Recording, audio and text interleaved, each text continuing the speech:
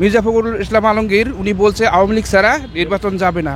কিন্তু না, এই ফ্যাসিস্ট সরকার আবার যদি আসে তাহলে অন্যরকম কোনো কিছু হতে পারে। উনি বলছে সামনে আমার ক্ষমতায় যেতে হবে। আর এই নির্বাচন কেন চাচ্ছে? ওনার উদ্দেশ্য হচ্ছে দিন যত যাচ্ছে সাধারণ জনগণ তাদের আসল রূপটা দেখতে পারতেছে। জনগণ আশ্বস্ত হোক যে নির্বাচন হবে। আমার মনে হয় জনগণ এখন আশ্বস্ত না, নির্বাচন হবে কি হবে না।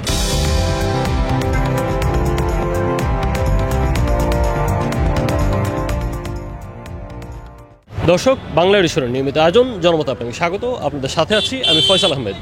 জনমতের আজকের বিষয় আগামী জাতীয় সংসদ নির্বাচনে আওয়ামী লীগ এবং জাতীয় পার্টির অংশগ্রহণ চায় বিএনপির মহাসচিব জনাব মির্জা ফখরুল ইসলাম আলমগীর। সাধারণ জনগণ তার এই মন্তব্যকে কিভাবে দেখছে চলুন জানা যাক। আওয়ামী লীগ যে একতরফা নির্বাচন করছে এটা তারা চায় না, এই জন্য তারা আওয়ামী লীগকে চাচ্ছে যে তারা দেখাই দিতে চায় যে সুষ্ঠু নির্বাচনেও বিএনপি জিততে পারে। বা উনি ওনার পার্সপেক্টিভে মানে ওনার ইচ্ছা থেকে উনি কোনো কিছু হয়তো কিছু বলছেন, সেটা ওনার মতে হইতে পারে, এটা বাকিদের মতো অন্যরকম হইতে পারে, আমাদের মতো অন্যরকম হইতে পারে, অন্য মানুষের ক্ষেত্রে অন্য নেতাদের ক্ষেত্রে অন্যরকম হইতে পারে। এটা যার যার নৈতিক ইচ্ছা বা যার যার নিজের ইচ্ছা মতো সে বলছে। নির্বাচনে আসার আগে অবশ্যই বিচার হওয়া দরকার, সব কিছুই বিচার দরকার। যেমন জুলাই গণঅভ্যুত্থানে যদি দেখেন আপনি যে আমাদের এত ভাইদের আত্মত্যাগের কারণে কিন্তু আমরা এই স্বাধীনতাটা পাইছি। তো যদি এই স্বাধীনতাটা যদি কার্যকর করতে চাই তাহলে আমাদের সব কিছুরই বিচার হইতে হবে। জুলাই অভ্যুত্থানে যারা অন্যায় করছে তাদের বিচার হতে হবে, যারা এখন অন্যায় করতেছে তাদেরও বিচার হতে হবে। সেই বিচারের পর গিয়ে একটা সুষ্ঠু নির্বাচন হওয়া দরকার। নির্বাচন হবে কিনা তাই তো জানি না, বুঝতে পারছি না। সুতরাং সেই নির্বাচনে কারা অংশগ্রহণ করবে তারও পরের প্রশ্ন।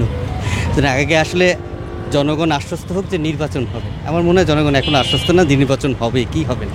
আওয়ামী লীগ সরকার বিগত 16 বছর যে করছে এটা ওনার ব্যক্তিগত ভাবে করছে, কিন্তু বর্তমান যে পজিশন, বর্তমান যে দেশের যে ভাবমূর্তি, এই ক্ষেত্রে একটা নতুন সরকার হওয়াটাই ভালো। মির্জা ফখরুল ইসলাম আলমগীর উনি বলছে আওয়ামী লীগ ছাড়া নির্বাচন যাবে না। কিন্তু না, এই ফ্যাসিস্ট সরকার আবার যদি আসে তাহলে অন্যরকম কোনো কিছু হতে পারে। তাই নির্বাচন আওয়ামী লীগ সরকার না আসাটাই ভালো নির্বাচনের মধ্যে। আর যদি আসে তাহলে দেশের মধ্যে আবার কোনো কিছু হতে পারে। মির্জা ফখরুল সাহেব এখানে ওই যে আমরা বলি না রাজনীতির উপরে রাজনীতি আছে, জামাত যে নতুন করে পিআর পদ্ধতি নিয়ে যে নির্বাচন পিছানোর জন্য যে চালু করছে, আন্দোলনের কথা বারবার বলছে, এটাকে টেকনিক্যালভাবে প্রতিহত করার জন্য উনি টেকনিক অবলম্বন করছে বলে আমার কাছে মনে হয়। জনগণ কোনটা চায়? জনগণ চায় যে রাষ্ট্রদ্রোহী, যে দেশের ক্ষতি করছে, যে দেশের মানুষকে গণহত্যা চালাইছে, অবশ্যই তার সুষ্ঠু বিচার চাই। রাজনীতিতে দল নিষিদ্ধ করা কোনো সমাধান নয়।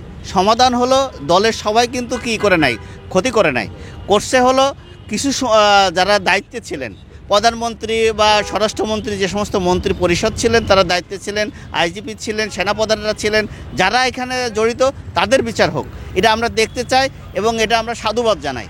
কিন্তু কোনো দল নিষিদ্ধ এটা সাধারণ জনগণ মনে হয় চায় না।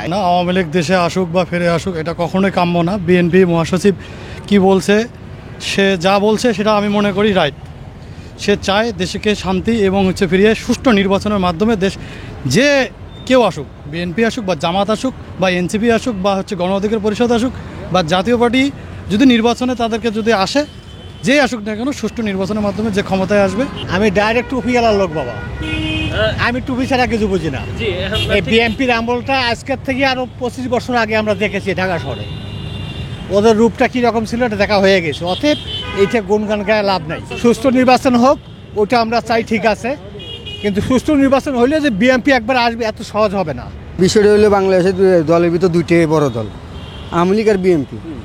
এখন প্রধানমন্ত্রী শেখ হাসিনা যা করে গেছে তা তার বিএনপি কখনো করবে না, ঠিক আছে। এখন বাংলাদেশে চলাবিলা করতে গেলে আওয়ামী লীগ বিএনপি নিয়ে লড়াচড়া করতে হবে। মাত্র 30% টাকায় জমির মালিক হয়ে নতুন বাংলাদেশের গড়ে তোলার স্বপ্ন দেখা বাংলা বসতি।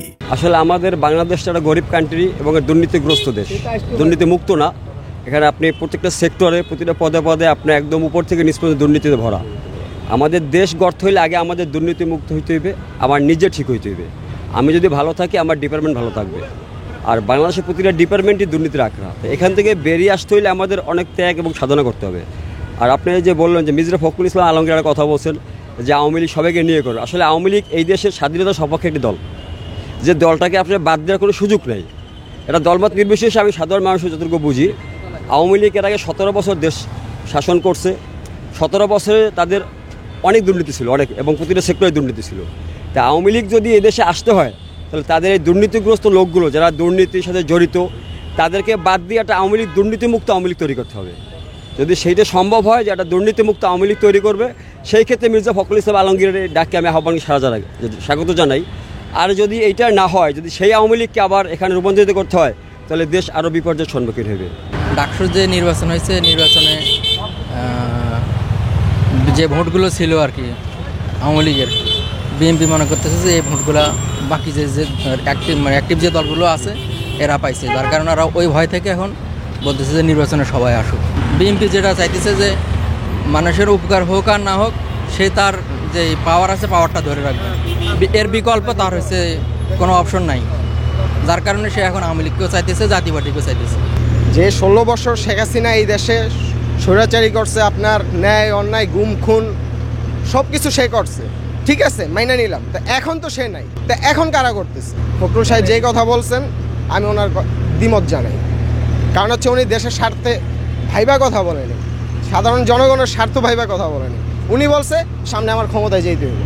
আর এই নির্বাচন কেন চাচ্ছে? ওনার উদ্দেশ্য হচ্ছে দিন যত যাচ্ছে সাধারণ জনগণ তাদের আসল রূপটা দেখতে পারতেছে, যে এখনই যদি তারা এই অবস্থা করে, সামনে তারা যখন ক্ষমতা পাবে তখন তার মানুষকেও যে শেখ হাসিনা যা করছে তার থেকে দ্বিগুণ করবে। এটা হচ্ছে আমার 100% আত্মবিশ্বাস। এই দলকে আমি ক্ষমতায় দেখতে চাই না। আমরা যদি জানতাম যে বাংলাদেশ এই হবে, তাহলে আমরা মুক্তিযুদ্ধ করতাম না। এক কথায় আমার শেষ। যা চাইছিলাম তা পাই নাই। আওয়ামী লীগও যা, ওই বিএনপিও তা, যারাই ক্ষমতায় আসবে তারা কিছু পাওয়ার জন্যই আসে, আর কিচ্ছু না। আমি দেশের জন্য করব, আমি একজন ডাক্তার আছি, মনে করেন আমি যদি জনসাধারণের জন্য সাহায্য করতে চাই, আমি তো বিনা পয়সাতে সাহায্য করতে পারি, তাহলে আমাকে সংসদে যেতে হবে কেন? এটা শুধু আর কিছু না, আমাদের মতো পাবলিককে শুধু একটা ধোঁকা দেওয়া, বুঝলেন? অনলি তাদের আমাদেরকে শুধু ধোঁকা দেয়।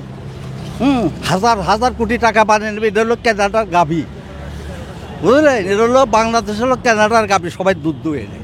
আওয়ামী লীগ নির্বাচনে যাওয়ার তো কোনো কারণ নাই, তাই না?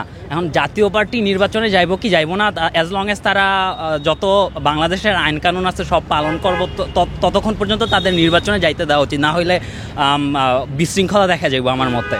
এখন তারা কতটুকু যাইতে পারবো, এখন অনেকে প্রশ্ন তুলতে পারে, অনেকে মনে করে যেহেতু আওয়ামী লীগ গেছে তারা আওয়ামী লীগের ভূমিকা পালন করে, কিন্তু তবুও যেহেতু আইন শৃঙ্খলা রক্ষা করা অনেক গুরুত্বপূর্ণ, দেশের শৃঙ্খলা রক্ষার্থে অ্যাটলিস্ট তাদের নির্বাচনে যাওয়ার সুযোগ দেওয়া উচিত। এখন জনগণ এরপর ডিসাইড করবো তারা কি আদৌ ক্ষমতায় যাইতে পারবো কি পারবো না, বা কতটা আসন পাইব সংসদে। তারা কেন আতাত করে ফেললো আমি এটা বুঝতে পারছি না, কেননা তারা জনগণের সমর্থনেই ছিল। বা আমি মনে করি হাসিনা সরকারকে জনগণ পরিত্যাগ করেছে, তো সেই ক্ষেত্রে আমি মনে করি তাদের এদের সাথে হাত করার কোনো বা যুক্ত হওয়ার কোনো সুযোগ নাই। আর যদি হয় তাহলে তারাও নিরবিচ্ছিন্ন হয়ে যাবে জনগণ থেকে। আর শেখ হাসিনা এমন একটা লোক ছিল যে জনগণের পালস বুঝতে চেষ্টা করতো না, সে শুধু নিজের পালসটা মানুষকে বোঝানোর, চাপায় দেওয়ার চেষ্টা করত। তো আসলে নিজের জিনিস অন্যকে চাপাই দিয়ে কিন্তু কেউ ভালো হতে পারে না। আর আমার যতটুকু মনে হয় যে আসলে আমাদের এতটা গলা চেপে ধরেছিল যে আমিও এখন কথা বলতে ভয় পাচ্ছি যে ঘটনা কোন দিকে যায় আমি কিছুই বুঝি না। কেননা বিগত 20 বছর আমরা খুব কথা বলতে পারি না। এমন হচ্ছে ডাইনিং টেবিলে খেতে বসছি, কোনো কথা আপনি ওপেনলি বলছেন, আপনার মা বাবা আপনাকে বলছে বাবা জোরে কথা কইস না, বিপদ হইতে পারে, কেননা তুই হইলে গিয়ে আমার শেষ সম্বল, এখন তোর কিছু হলে আমি কি করব। তো এর জন্য আমরা রাস্তাঘাট, দোকানপাট, অফিস আদালত কোথাও আমরা কথা বলতাম না, চুপ করে থাকতাম, আমরা অভ্যস্ত হয়ে গেছে। আসলে হয় কি, আসলে বাক স্বাধীনতা হবে না কেন? স্বাধীন দেশ, মুক্তিযুদ্ধ এগুলো না, প্রত্যেকটা মানুষের নিজস্ব কিছু অপিনিয়ন থাকে, তার চিন্তাধারা থাকে। আমি মনে করি সে বলতে পারো। আর ধর আপনি যদি আমার দোষ ধরে দিতে না পারেন তাহলে কিন্তু আমি শুধরাইতে পারবো না। আমি আপনার দোষ ধরে না দিলে কিন্তু আপনি ওভারকাম করতে পারছেন না। তো সেক্ষেত্রে দোষ ধরে দিলে যে আমি আপনাকে মারতে হবে বা আপনি কেন দোষ ধরলেন, আপনি আমাকে আন্ডারস্টিমেট করলেন, বিষয়টা এমন না। আমি মনে করি সবাই ফ্রিডম থাকা উচিত। দর্শক, আজ এ পর্যন্তই। কাল শুনবো আপনার মত। দেখা হবে অন্য কোনো পথে। জানাবেন আপনার মতামত।